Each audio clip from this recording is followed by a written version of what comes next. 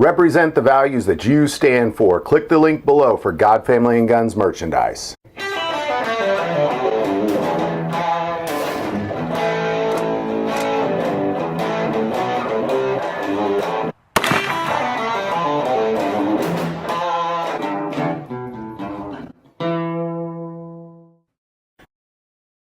I want to take a moment and talk about the ATF and what the ATF has become over the past several years.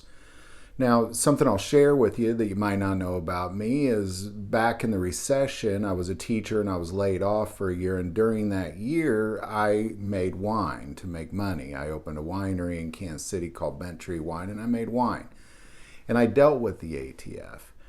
And that process was, probably a lot like what gun stores go through. It's kind of a licensing process that you go through. You got to jump through the hoops, say you're going to do this, check your boxes, that kind of thing, pay your fees, move on down the line. It was a very difficult process, but I understood its purpose. And regarding alcohol and tobacco, first, don't we have the IRS to do that? I mean, isn't that really what it's about? It's about the taxation is what it's about. It's a regulated thing, and it's about taxation.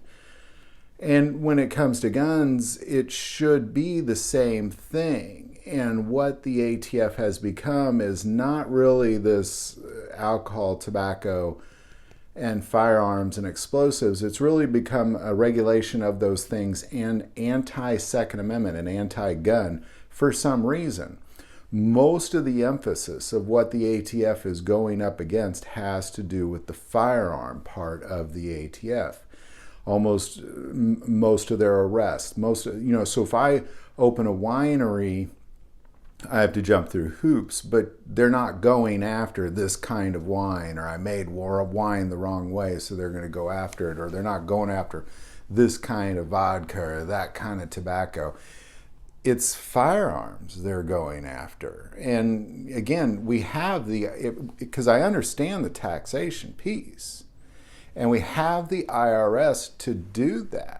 I don't understand why the ATF is really in existence at all, and that's what this video is about, is to talk, if you want to call it what it is, you want to call it the gun department, the people that are going after the guns, and in the end, you have the Department of Justice to do that. So, you have the IRS to regulate things like alcohol and tobacco, and you have the Department of Justice to regulate things like firearms. So I just don't understand what the ATF is even for at this point. I understood it when I was getting regulated on wine, but I just don't understand what they have become. And in the end, there's other departments in the federal government that do that. So I just, and I come from smaller government anyway. I mean, any sort of government department you could just abolish. Most likely I'm for. I mean, that's kind of a pretty much have good military,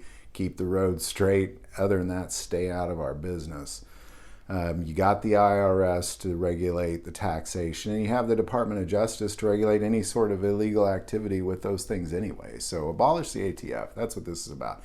It has become anti-gun and anti-Second Amendments. Their efforts are towards diminishing our Second Amendment rights. And I'm not saying every agent, I'm just saying the overall, the department itself seems to be on mission to abolish the Second Amendment. So I say abolish them before this even becomes worse than it is. So, again, I'm sure this isn't going to happen, and I'm preaching the choir, but I think it needs to be noted that it has become an anti-gun establishment, and you got IRS and DOJ to do all the other stuff. Love to hear your thoughts on all that. Put it in the comments below. If you like this video, click like and subscribe. Feel called to support this channel through Patreon. That link is also below. But the most important part of this channel is we take prayer requests, so don't ever hesitate to send that in. Thank you for watching this episode of God, Family, and Guns. And as always, love God, love your family, and love guns.